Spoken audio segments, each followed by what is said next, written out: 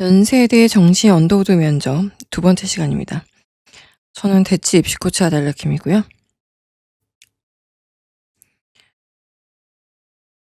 연세대 수시 면접 영상에서도 제가 일부 살짝 공개를 했었는데 올해 연세대 특례에서도 나왔고요. 그리고 고려대 계열적합평에서도 나왔던 정형화된 지표가 과연 행복을 나타내는 그런 잣대가 될 수 있는가라는 제시문을 통해서 역시 연세대 미래캠에 나왔던 학생들의 학업 성적 향상을 위해서 AI 활용이 늘고 있다.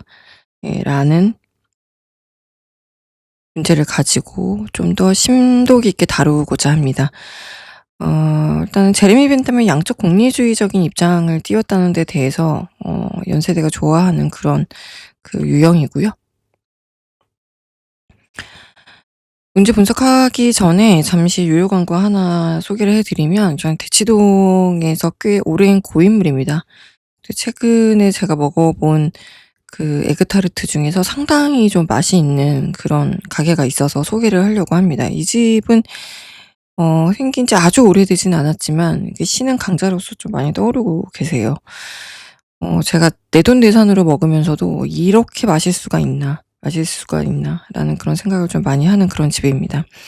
예, 종류도 다양하고 그리고 커피 맛이 굉장히 좋습니다. 여사장님이 얼굴이 굉장히 예쁘세요. 예, 그래서 또 인기몰이를 하는 그런 가게입니다. 최근에는 해외에서도 많이 와서 드시는 그런 그 가게로 급부상하고 있습니다. 제시문은 제가 실면접자의 증언을 토대로 지문을 새롭게 구성을 좀 했습니다.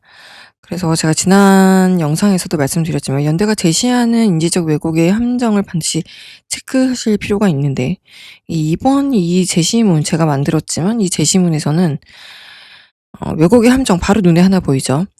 그 어쩔 수 없는 AI를 더 이상 쓰지 말라고 막을 수 없는 그 시대적 조류를 우리가 따른다면은 어떻게 가져가야 될 것인가. 요게 첫 번째 함정입니다. 요기에 빠지시면 안 돼요. 극단적인 대답은 항상 피하셔야 되는 게 영리한 면접을 대하는 자세라고 볼 수 있습니다. 지난 영상에서도 말씀드렸지만 제가 가장 중요한 개념 잡이는 영어 제시문에 있다고 했죠. 그래서 저는 여기서 가장 중요한 영어 제시문으로 나의 지문을 한번 가져와 봤습니다. 지표가 행복을 위한 수단이 아니라 그 자체를 목표가 되어버린 현상을 얘기한 위력에는 하버마스의 도구적 이성 개념을 가지고 왔고요. 4개의 지문은 대다수 그 정량화의 역설을 상징하는 그런 지문들입니다. 그래서 아까 말씀드린 하버마스의 도구적 이성의 비판과 그리고 벤담의 공리주의, 그리고 지표의 조작 가능성에 대한 장 보드리아드의 시뮬라르크, 학업 성취와 AI 활용에서는 마이클 샌들의 공정성 비판과 맥킨타이어의 그 내적 가치 상실을 개념 잡이로 제시를 했습니다.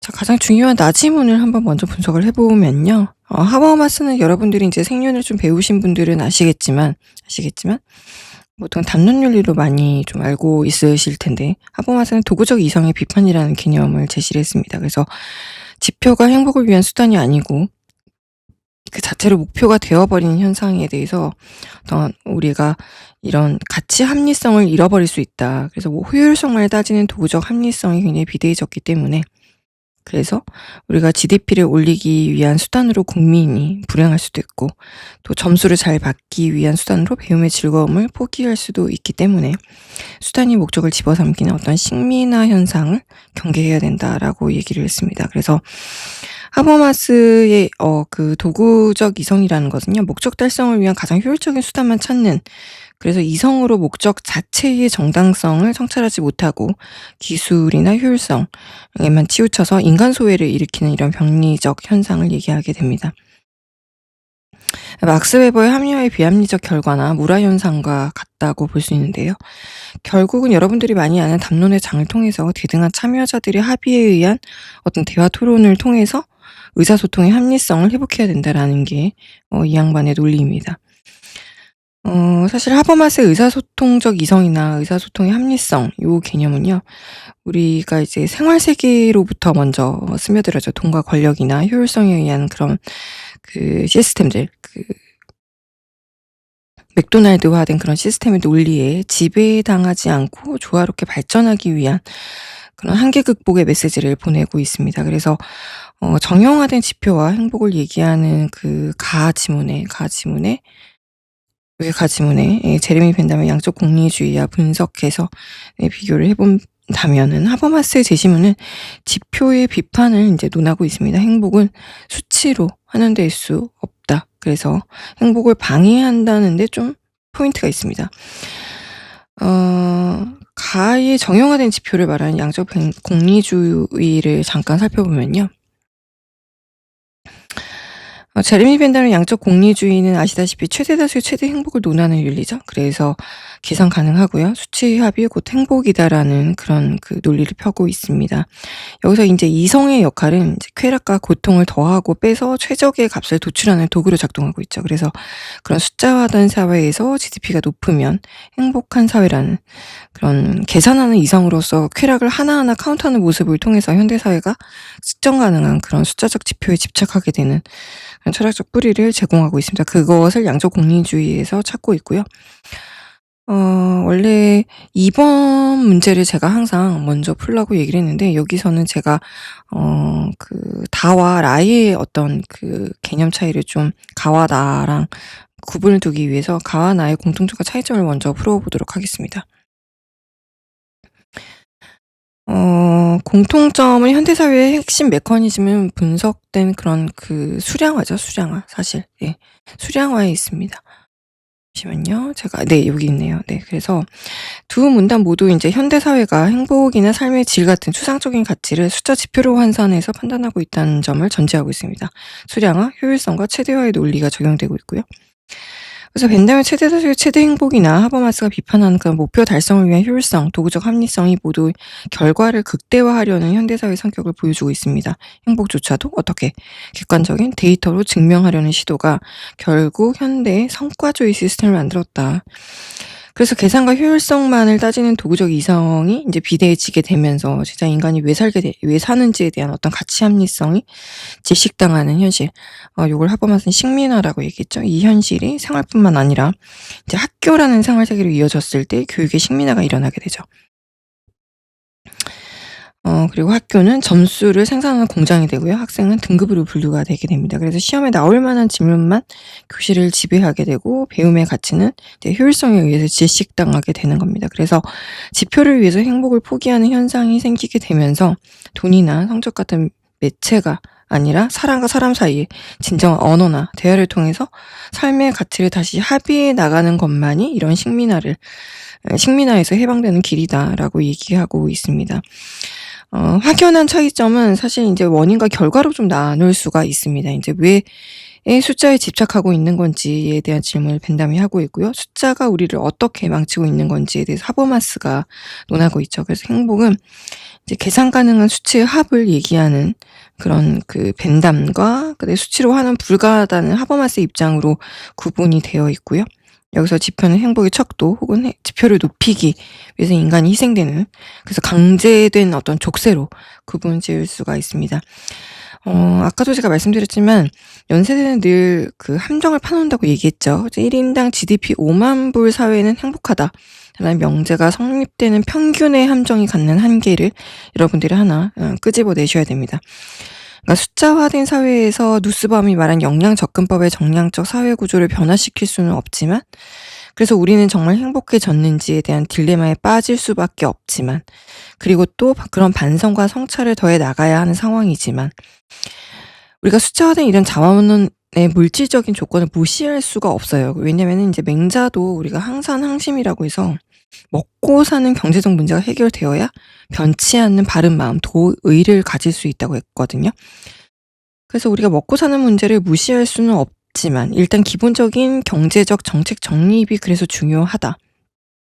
그래야 시장 제일주의 함정에서 오는 어떤 생활세계 식민화를 일단은 해결할 수 있고 그래서 정부는 사회국가적으로 일자리 창출이라던가 적절한 그런 그 소득보장, 사회안전망 이런 걸 확충해야 됩니다. 경제적 안정을 위한 정책을 일단 펼쳐야 되고 그 이외에 인제 복지제도 구현을 통해서 시민들이 안정된 삶을 살 수 있는 토대를 마련하고 나서 이런 진정한 행복을 위해서 개인의 자유와 역량이 얼마나 실질적으로 꽃피울 수 있는지를 논해야 된다는 거죠. 누스바움이 제시한 인간다운 삶을 위한 10가지 필수 역량 중에서 감정의 영역이 있거든요. 그러니까 생명, 신체 건강, 뭐 감정, 사유와 상상, 뭐 놀이 이런 게 있는데 그중에서도 우리가 감정의 영역을 다뤄줘야 된다는 겁니다. 교육의 식민화를 보면요. 우리가 그 학교에서 원래는 인제 자아 실현이나 인격 형성, 배움의 어떤 기쁨을 얻기 위해서 학교에 가게 되잖아요. 그런데 보통은 이런 그 식민화 현실에서 학교는 점수 생산 공장이 되면서 학생은 등급으로 인제 분류가 되게 되고요. 어떤 뭐 "시험에 나와요." 이런 질문만이 사실 교실을 이제 지배하는 그런 상황이죠. 현실이 좀 그렇긴 한데 이런 배움의 가치가 점수 효율성에 의해서 질식당하게 되면서 존 듀이에 의하면 삶의 인제 모든 행위가 연속적인 어떤 과정이고 끊임없이 경험과 반성적 사고를 통해서 인제 재구성되어야 되는데 그래야 되는데 이제 시험 점수라는 정형화된 지표를 통해서 학생들의 학업 진도를 이제 실제 확인하고 또 피드백을 제공하는 수단으로서 AI가 인제 활용되기 시작하면서 지표가 보여주는 결과와 학생들이 실제로 경험하는 감정, 성장을 인제 평가하는 그러한 기회가 좀 많이 줄어들게 된다는 겁니다. 그래서 즐겁지 않았던 경험을 오히려 인제 성적은 높아졌지만 즐겁지 않았던 경험을 갖게 되고요. 그래서 지표는 오히려 낮지만 의미 있었던 활동을 비교해서 지표와 실제 경험 사이의 괴리감을 인제 우리가 경험하게 됩니다. 그래서 학생들은 이런 지표가 주는 수치적 성과에만 주목하게 되고 눈에 보이지 않는 진정한 성과, 뭐 협업에 대한 능력, 아까 제가 말씀드린 그런 누스밤의 10가지 필수 역량 중에서도 그 감정적인 부분이 있잖아요. 예, 협업의 능력, 공감 능력, 문제 해결 능력 이런 것이 중요하다는 걸 좀 어 우리가 인식하지 못하게 되고 요 부분을 우리가 그 AI를 사용함으로 인해서 일어나는 그 이면에 요런 부분을 측정할 수 있는 교육적인 그 변화가 좀 필요하다. 라는 쪽으로 좀 가야 된다는 거죠. 그래서 교육 식민화가 일어난 이런 학교의 현상을 우리가 해결하기 위해서는 앞으로 어떻게 나아가야 될지 를 인제 얘기를 해야 되는 그런 타이밍입니다. 그 "다 입장에서 라를 비판하고 그 해결책을 구체적으로 제시해라." 저는 요거를 한번 두 번째 문제로 한번 세워 봤고요. 여기에 대한 해결책으로 일단 그 내적 가치가 되게 진공 상태가 되어 있는 그런 학교의 식민화 현상이 만연한 이런 현실에서 우리가 그 조작된 지표가 실제를 대체할 수 있었던 이유는 가에서 말한 실천적 내적 가치가 이미 텅 비어 버렸기 때문입니다. 그러니까 가 나의 어떤 해결의 그 일환으로 인제 다와라를 분석해서 제가 끌고 온 건데요. 학생들이 인제 배움이라는 행위의 본질, 인제 내적 가치를 소중히 여겼다면 그 AI가 만든 가짜 점수 시뮬라르크를 부끄러워하거나 거부했을 것입니다. 하지만 오직 점수, 외적 가치만을 추구했기 때문에 또 그렇게 추구할 수밖에 없는 그런 현실 때문에 알맹이가 없어도 껍데기만 화려하면 된다는 식의 어떤 존재론적인 사기가 정당화되게 된다는 거죠. 그래서 내적 가치의 상실이 결국은 시뮬라르크의 범람을 허용했다. 요렇게 인제 가져갈 수 있습니다. 그래서 사회 정의적인 분석 관점에서 보면은 이건 마이클 샌델의 어떤 사기 능력주의라고 보통 얘기를 하거든요. 그러니까 나에서 보이는 그런 하이퍼 리얼리티, 스펙만 화려한 그런 파생 실제 상태를 샌델은 되게 비판을 했어요. 능력주의의 폭정이라고 보통 얘기를 했는데 그러니까 사회가 결과물로만 사람을 줄세우기 때문에 학생들은 AI라는 자본 기술을 동원해서 능력을 위조하게 되죠. 그러면서 공정한 경쟁을 가장하고 있지만 사실 실상은 인제 가장 정교하게 조작하는 자가 승리하는 그런 시스템입니다. 그래서 가해 관점에서 볼 때 나는 공정성을 파괴하는 불평등한 시스템이고요. 우리가 능력주의가 기술을 만나 조작 능력주의로 타락했다라고 인제 보여질 수 있습니다. 나의 성적은 A+이지만 내 머릿속은 비어 있을 때 인간은 극심한 자기 소외를 겪게 되고요. 자기 삶과 성취로부터 스스로 이제 배제되는 현상. 이것이 시밀라르크 사회가 주는 가장 큰 윤리적 형벌이라고 볼 수 있습니다. 자, 연세대가 파놓은 함정에서 제가 아까 말씀드렸듯이 우리가 행복을 위한 목적과 수단의 전치 현상을 느끼고 있지만 어쩔 수 없이 물질적인 자원은 먹고 살기 위해서는 중요한 문제긴 하니까 이거를 일단은 해결해야 된다라는 게 첫 번째 함정이라면, 두 번째 함정은 제가 서두에도 말씀드렸지만 AI 활용이 어쩔 수 없는 시대의 흐름이라는 거죠. AI라는 수단을 비판할 것이 아니라 교육의 목적 자체를 재설정해야 된다는 겁니다. 그리고 질문을 오히려 되돌려서 이 부분에 대해서 꼬집어서 대답을 하는 영리함을 발휘해야 되거든요. 그러니까 AI 시대도 교육의 본질은 뭐야? 위기지역에 있다는 거예요. AI를 나의 어떤 단순한 수행평가 과제 고민을 해결해주는 그런 하인으로 쓸 것인지, 아니면 나의 고민을 더 깊게 만들어주는, 나의 진로에 대한 고민을 더 심화시키는 그런 어떤 학문적인 파트너로 쓸 것인지, 이 방향성 설정이 어쩔 수 없는 흐름 속에서 우리가 내려야 될 가장 중요한 결정이고, 이게 오늘자 뉴스에도 나온 그런 핵심적인 맥락이었습니다. 그러니까 수단일 뿐 목적이 될 수 없다는 거예요. AI는.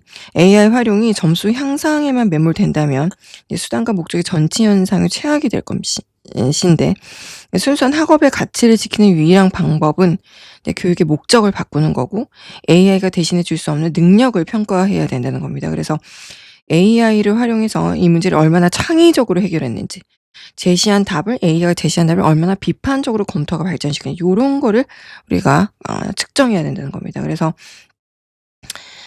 케빈 켈리 같은 사람은 기술의 특정한 트렌드를 가지고 진화한다고 얘기했거든요.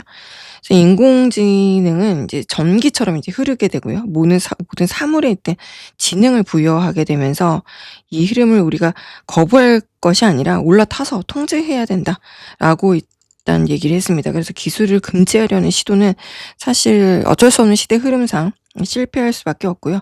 기계와의 협력만이 유일한 생존 전략이다라고 얘기를 했습니다. 그래서 요 얘기를 얘기한 사람 중에 또 베르나르 스티글레르가 있거든요. 기술은 인간의 조건이라고 얘기한 사람입니다. 기술을 인간과 분리된 외부 도구가 아니라 인간을 인간답게 만드는 본질적인 조건으로 봤거든요. 그래서 사실 인간은 AI 이전에 기술을 많이 사용했어요. 불이나 언어나 문자 이런 것들을 사용하면서 진화를 해왔습니다. 에피필로제네시스 개념이라고 보통 많이 얘기를 하죠. 그래서 AI는 문자의 발명처럼 우리 기억과 인지 능력을 외부에 맡기는 거대한 전환점이고요.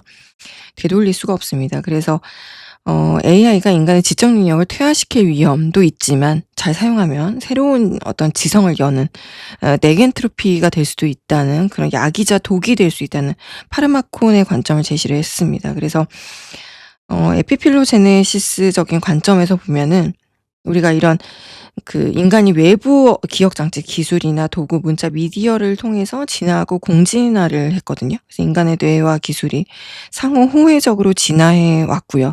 인간은 기술이라는 어떤 비생물적인 수단을 통해서 자신을 또 외재화하고 과거의 경험을 축적하면서 다음 세대에 전달을 했습니다. 그래서 기술은 인간의 조건일 수밖에 없어요. 어쩔 수 없는. 그래서 독이 되지 않도록 새로운 지식과 비판적인 문해력이 필요하다라고 얘기했고, 여러분들 잘 아시는 유발 하라리도 AI라는 거대한 파도 위에서 인간이 어떻게 균형을 잡고 공존할 것인가를 오히려 좀 중요하게 생각해야 된다라고 얘기를 했습니다. 그래서 우리가 포스트 휴머니즘의 어떤 윤리적인 관점에서 본다면, AI가 불가피하다면, 어쩔 수 없는 우리가 시대의 파도라면 인간만이 유일한 지적 존재라는 그런 오만함을 버리고요. 인간 중심주의를 탈피해야 된다고 했습니다. 인간과 기계, 자연의 경계가 허물어지면서 기계를 단순한 노예로 볼 것이 아니라 어떤 협력적 파트너로 인식을 하고 새로운 관계 맺기를 시도를 해야 된다는 겁니다. 이런 공존의 윤리를 우리가 세워야 되고요. 결론적으로 AI를 막을 수 없는 쓰나미로 보고 파도를 멈추는 것이 아니라 파도를 타는 서핑보드를 튼튼하게 만드는 것으로 우리가 결론을 내려야 됩니다. 어떻게 법의 어떤 규제라든가 철학적인 어떤 윤리의 정립, 이런 것들이 중요하다. 요렇게 이제 답안을 이끌어 가셔야 되고요. 결국은 마이클 샌델이 얘기했던 능력주의의 재정의도 이때 필요하다고 보여집니다. 조금 더 답안을 구체화시키는 결론을 낸다면 우리가 평가 시스템의 다각화를 좀 얘기할 수가 있습니다. 평가 시스템의 다각화는 단순한 이제 시스템의 어떤 변화뿐만 아니라 그러니까 점수나 등급 대신 학생들의 성장 과정, 참여도, 협력 등을 종합적으로 평가하는 어떤 도입입니다. 시스템의 도입입니다. 그래서 구술 평가나 하브루타 이런 걸 도입하는 게 좋을 것 같고요. 하브루타는 유대인의 전통적인 학습법이죠. 짝을 지어서 질문하고 대화하고 토론하고 논쟁하는 이런 방식. 그리고 과정을 기록하는 AI를 도구가 아닌 비판적 검토의 대상으로 삼아서 그 과정을 기록하고 그 안에서 내적 가치를 찾아내는 것을 평가의 어떤 그런 한 요소로 항목으로 가져와야 되고요. 그리고 교육 과정이 정답을 찾는 거에서 질문하는 걸로 좀 이동을 해야 된다는 겁니다. 그래서 질문의 가치 교육이 필요하고요. 그러니까 얼마나 비판적이고 날카로운 질문을 던졌는가를 측정하는 게 더 중요하다는 겁니다. 그래서 완벽하게 조작된 A 학점보다는 시행착오가 담긴 B 학점의 서사가 더 중요하다. 그게 더 가치가 있다라는 그런 윤리적인 가치 정립 위에 정량 지표의 권력이 좀 축소돼야 된다. 정량 지표의 비중을 줄여나가야 된다. 심층 면접이라든가 실무 문제 해결 능력 이런 것들의 비중을 높여가야 된다는 거죠. 그러니까 두 번째 함정은 그 능력이 행복으로 연결되는 이런 가치 재정의가 이제 내려져야 된다는 겁니다. 그러니까 제시문의 핵심을 역질문에서 새로운 가치를 끌어내도록 답변하는 게 굉장히 영리한 답변가의 자세거든요. 이 연대 면접에서는. 그러니까 첫 번째 함정이 제시하는 그 질문이 결코 이제 사회 구조를 바꿀 수가 없어요. 우리가 먹고 사는 문제가 중요하다는 것에서 그러니까 어떤 의구심을 제기할 수는 없지만 이것을 우리가 최소화할 수 있는 그 부작용을 최소화하기 위해서는 어떤 게 필요할 것이며, 그 두 번째로는 그로 인해서 우리가 교육계에 불고 있는 이런 식민화 현상을 최소화하기 위해서는 역시 AI를 동반자로 가져가면서도 어떻게 잘 활용할 수 있느냐, 요 문제를 가지고 능력주의 재정의를 다시 내려야 된다. 그래서 우리가 AI는 훌륭한 도구이지만 그것이 우리의 성장 과정 자체를 대체하게 두어서는 안 된다는 겁니다. 조작된 완벽함보다는 사실 이제 성장하는 학생들의 투박한 진실함을 높게 평가하는 시스템을 만들어야 된다. 그것이 바로 이런 시뮬라르크 시대를 극복하는 유일한 길이다. 요렇게 컨클루전을 가져가셔야 된다는 겁니다. 그죠? 네.